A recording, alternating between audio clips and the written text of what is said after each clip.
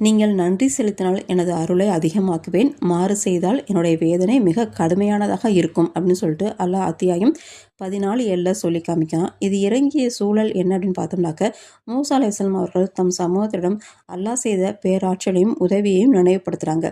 பேராற்றல் உதவி என்ன அப்படின்னாக்க, தன் சமூக மக்களை ஃபிரௌனுடைய கூட்டத்திலேருந்து அல்லாஹ்வுடைய அருளால் கடலை பிளந்து பாதுகாப்பாக கூட்டிட்டு வர்றாங்க. அவர்களுக்கு நேர்வழி காட்ட அல்லாஹ்வுடைய அருளால் வேதமும் வழங்கப்படுது. ஆக இவ்வளோ பெரிய கருணையை பெற்ற அந்த மக்கள் நன்றி செலுத்தினால் இன்னும் அவர்களுக்கு உயர்வு உண்டு, அதை மறுத்தால் வீழ்ச்சி உண்டுங்கிறது தான் என்னுடைய சாரமாக இருக்குது. இப்போது நன்றி மறுத்தல் என்பது வந்துட்டு ஒரு சாதாரண பலவீனமான செயல் கிடையாது, அது மிகப்பெரிய பாவகரமான செயல். வழிகேட்டினுடைய ஆரம்பமே அதான். நன்றி மறுத்தல் என்பது ஷைத்தானுடைய முதல் ஆயுதம். ஷைத்தானுடைய இலக்கே ஒரு மனிதனை வந்துட்டு நன்றி கெட்டவனாக மாற்றதான். அவன் விடக்கூடிய சவாலா அல்லாஹ் அத்தியாயம் 7:17 சொல்லி காமிக்கிறான். நீ அவர்கள் பெரும்பாலோரை நன்றி செலுத்துவர்களாக காண மாட்டாய் அப்படின்னு சொல்லிட்டு சைத்தான் சொல்கிறதா அல்லாஹ் குறிப்பிடுறான். எனவே நன்றி இல்லாமல் இருப்பது வந்து சைத்தானுடைய பாதையில் நடப்பதற்கு சமம். அது ஒரு வகையான இறை மறுப்பும் கூட. நன்றி சொல்ல மறந்தால் 3 பாதிப்புகள் உண்டாகும். அல்லாஹ்வுடைய அருள் ஏற்கப்படும், மன நிம்மதி இழக்கப்படும், அவனை வந்துட்டு ஷிர்க்குடைய பாதைக்கே கொண்டு செல்லும். அதனால தான் பனு இஸ்ராயல் மக்கள் வந்துட்டு நன்றி செலுத்தாத காரணத்தினால தான் அந்த சிலையை வணங்கக்கூடிய மக்களாக மாறினாங்க. குரானில் நன்றி சொல்ல மறுத்த மனிதர்களையும் அவர்கள் அடைஞ்ச விளைவுகளையும் அல்லாஹ் குரானில் 3 இடங்களில் சொல்லி காமிக்கிறான். அத்தியாயம் 34:15-17 வரைக்கும் ஏமனில் வாழ்ந்த சவா என்ற மக்கள் வந்து மிகப்பெரிய செல்வ செழிப்போடு இருந்தாங்க.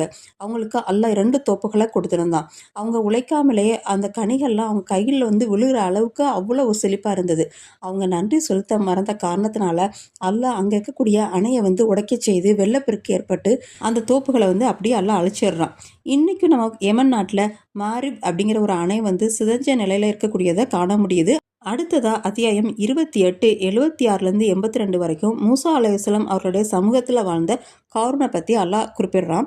அவனுக்கு அல்லாஹ் எல்லா வகையான செல்வ செழிப்பையும் கொடுத்துருந்தான். அவனுடைய கஜானாவுடைய திறவுகளை வந்துட்டு ஒரு பலம் கொண்ட மனித கூட்டமே சுமந்து போகிற அளவுக்கு அவனுடைய செல்வங்கள் இருந்தது.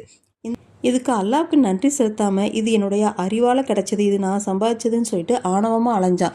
அவனுடைய ஆணவம் எல்லைக்கு மீறி போகவும் அல்லாஹ் தண்டனையை இறக்குறான். அவனையும் அவனுடைய மாளிகையும் அப்படியே பூமியில் புதைய செஞ்சிடான். அடுத்ததாக அத்தியாயம் 16:112 நன்றி சொல்ல மறுத்த ஒரு ஊரையே அதான் அல்லாஹ் உதாரணமாக காட்டுறான்.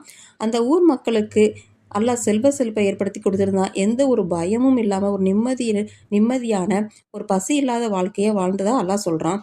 ஆனால் அந்த மக்கள் வந்து நன்றி செலுத்தாத காரணத்தினால அவங்களுடைய செல்வம் பறிக்கப்பட்டு அவங்களுக்கு பசியும் ஒரு நிம்மதி இல்லாத வாழ்க்கையும் வாழ்ந்ததாக அல்லாஹ் சொல்கிறான்.